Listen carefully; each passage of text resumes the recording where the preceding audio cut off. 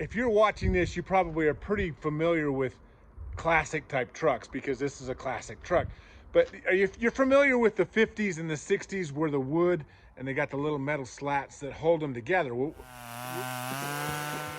Okay, y'all, I'm telling you, I am stepping up my game. We got a welding blanket.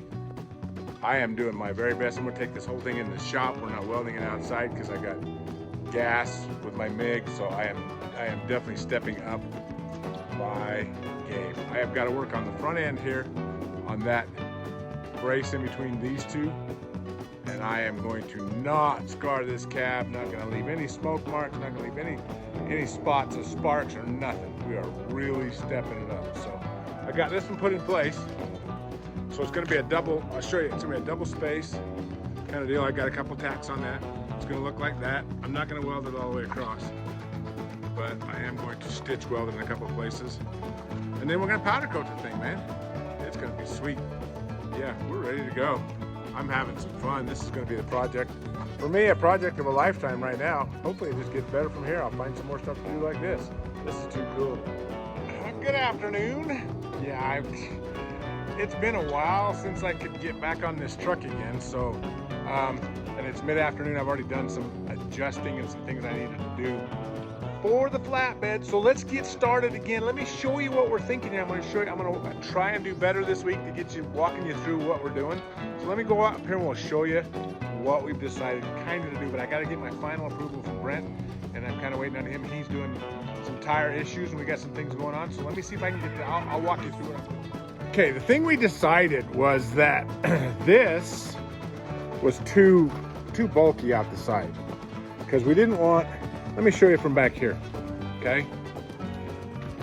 We didn't want that great big square on this, you know, more than average size, I mean, teeny tiny truck.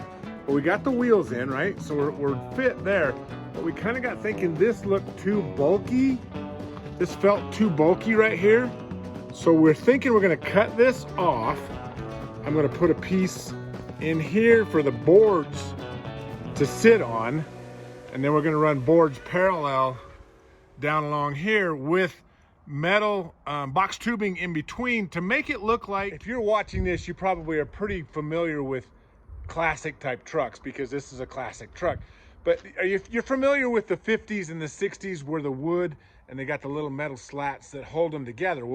We're gonna do that same design because we don't have any basis for it. We're gonna do it with a box tube in between to give it the feel of the design. Still gonna have no real hold down on the boards except for screws in between them, which I mean, I don't like the screws necessarily, but I don't know how else to really do what we're thinking of doing without doing it that way. So that's our plan. And then of course, he wants steak sides. So we haven't come up with a plan on that yet either. I'm giving him all sorts of ideas. He's giving me some ideas. We're thinking, you know, how do we make this come together? So got some engineering, got some planning and some things to do. And I'm gonna, like I said, I'm gonna try and keep you better posted on what exactly it is we're doing because my filming sucks. And I really want you to see what we're doing because it's kind of cool the fact that we're messing with this truck at all. In my opinion, I think it's fantastic. It's a great little truck, and you know, we're gonna have some fun with it. And I want it to turn out spectacular. Like I said, Brent is honestly not looking for a show truck, but I'm honestly looking for a showpiece type bed. I want it to look really, really nice. I mean, it may never pass any, you know, great big show contest, but I want it to look really, really nice. I want it to look like it was intentional, not just some farmer building it, you know, to throw it on the back of this truck. So I'll keep you posted. I'm gonna do the best I can. Let's keep going. Let's move forward. Honestly, one of the first things on the list is we got to get this baler fixed.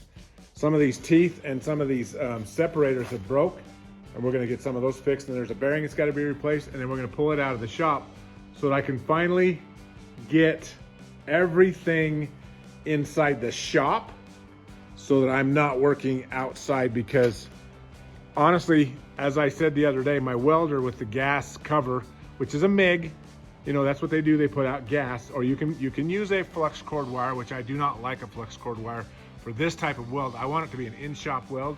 So I've got to get this baler out, and Brent's headed out on vacation tomorrow, so we've got to work on this today. So we got to put a few parts back in on this. Once we get this back together, then we're going to go full blast on getting it out and getting the truck inside. Well, I'm going to clean the shop first, and then I'm going to get the truck inside. Good morning, y'all. Hey, if you're following me and staying in touch, you know we're farming, right? This is what we do. So I'm going to show you the inner workings of a baler. This is a not a 3x3, I think it's a 3x4. So it's like 750, 800 pound bales. I'm going to show you some of the inner workings and some of the things we're fixing right now, because hey, we got some things going on, and honestly, in order for me to get to that project, we got to finish this project, and this is the one that he'll either sell or whatever, but makes money. So let me show you what we're doing. In case you've ever wondered, you've seen those great big piles of hay out, right? They're sitting out in the field, and you wonder, well, how do they pick those up? Okay, this is what you call a pickup, okay? So what happens is these things rotate like this, okay? They come this way, and they pick the hay up. Now, they don't, obviously, I've taken a bunch of parts, we've taken a bunch of parts out. These things right here are in between. So you're not seeing the completed product, but you're really close. So these are in between each one along there, so that each one of these don't interfere with each other. And as you can see, they take the wear and tear of the hay that's going up in there. So anyway, then in this situation, the bale goes up into here. Now you've got a feed auger. Well, no, those are feed augers. Technically, this is done differently, because I don't understand this completely, but he's trying to explain it to me. So this creates a flake of hay that goes up into here. See those round pieces right there? That's where the hay goes up in. Then those things, if I'm correct, when you get a flake built, go down and they cut that flake and separate that and push the rest of that flake up into the baler itself, into what would be considered the bale chamber, which is right there. Kind of hard to see, but that's where the bale chamber is. And then, of course, you've got this massive piece of stuff right here, and it then comes out. I don't know, can we get a picture? Yeah, you can see the light in there. That's the bale chamber itself on a great big baler. And that's what they call this, is a big baler. So then of course this is laid down. This is the bale chute, but it's laid, normally it would be laid out right down here, where the bale then creeps out until the bale behind it, back inside here, will push that bale out. As soon as it gets past this point, the bale rolls off these rollers and it falls out. So also, in case you're wondering, they've got moisture tanks or acid tanks, depending on what you need to make your hay certain moisture contents and things like that. You know, in case the acid, I don't completely understand, but it has something to do with it sticking together. It's not a caustic acid, because animals have to eat it. So it would be like cleaning your teeth with some sort of acid or something. It's obviously, it's an edible situation. So this head is run by these chains. It's quite a menagerie of chains. And then this is the big drive chain that times, and he was telling me this chain goes down to here, and this is the timing so that everything works, because you'll see this has a certain time that it's supposed to hit things.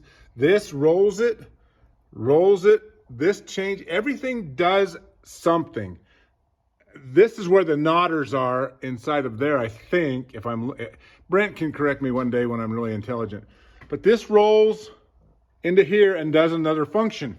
As that pushes up, everything in here, it's a working miracle if you really have ever seen one of these. Also, on the front of this baler, there's a little roller here to kind of lay the hay down just a little extra smooth so that the pickup down here will pick it up at a smoother pace. So it's not really a great big humped up pile. If there happens to be a big hump, it helps to kind of flatten it down and then picks it up. So ran by a tractor with a PTO.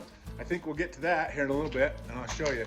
But then all this, and there he is. So see there's the guy that don't want to be filmed. Hey, there's your bale chamber from this time. I have to actually push record in order to get to record. So anyway, that's the front of the baler with the hood up. So Brent showed up. I'm gonna show him my progress, where I've gotten so far. He's gonna be very impressed, and we're gonna move on.